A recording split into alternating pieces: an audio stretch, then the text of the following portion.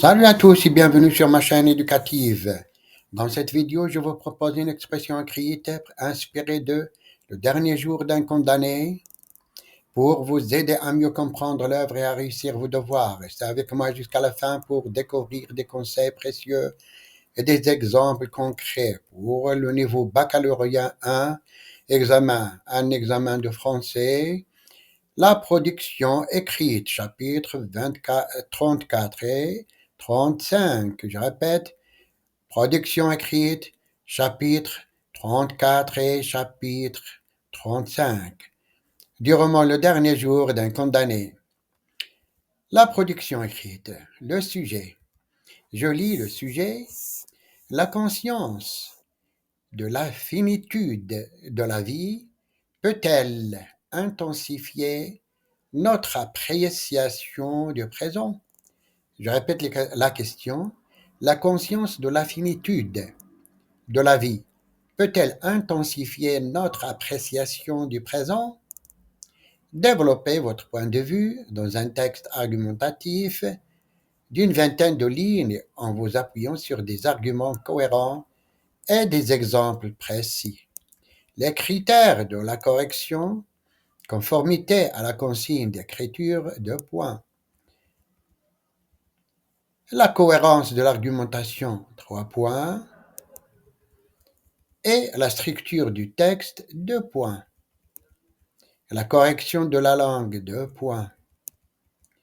Mise en page et ponctuation, 1 point. Maintenant, on passe à la correction de la production écrite.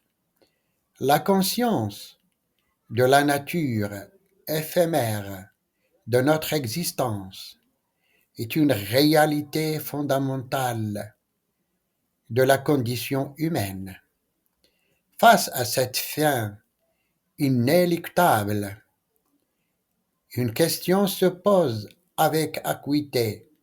Cette lucidité quant à la finitude de la vie peut-elle agir comme un catalyseur, intensifiant notre perception et notre valorisation du moment présent?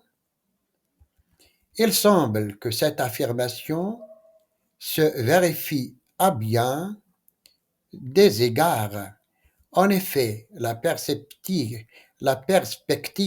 de la mort donne une valeur inestimable à chaque instant vécu. Savoir que le temps est compté nous incite à accorder plus d'importance aux joies simples, aux relations humaines et aux expériences qui enrichissent notre quotidien. Les petits bonheurs, souvent négligés dans la routine, prennent une saveur particulière lorsqu'ils sont perçus à l'aune de notre finitude. Cette prise de conscience peut nous détourner des préoccupations futiles et nous recentrer sur l'essentiel. De plus, la finitude de la vie peut engendrer un sentiment d'urgence bénéfique, conscient que nos opportunités sont limitées. Nous sommes plus enclins à saisir les occasions, à réaliser nos aspirations et à vivre pleinement chaque jour. La procrastination. La procrastination et l'indifférence face au temps présent tendent à s'estomper devant la réalité de notre mortalité.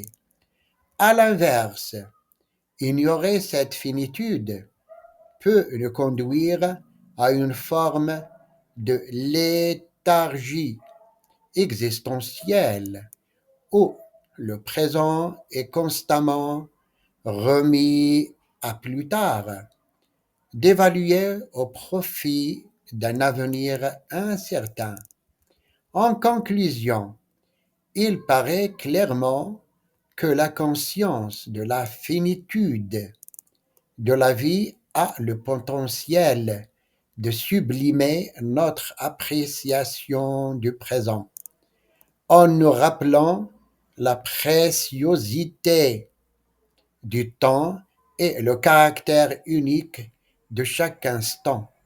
Elle nous invite à vivre avec plus d'intensité, de gratitude et de pleine conscience. Cette lucidité, loin d'être une source de morosité, peut devenir un puissant moteur pour savourer pleinement l'ici et maintenant.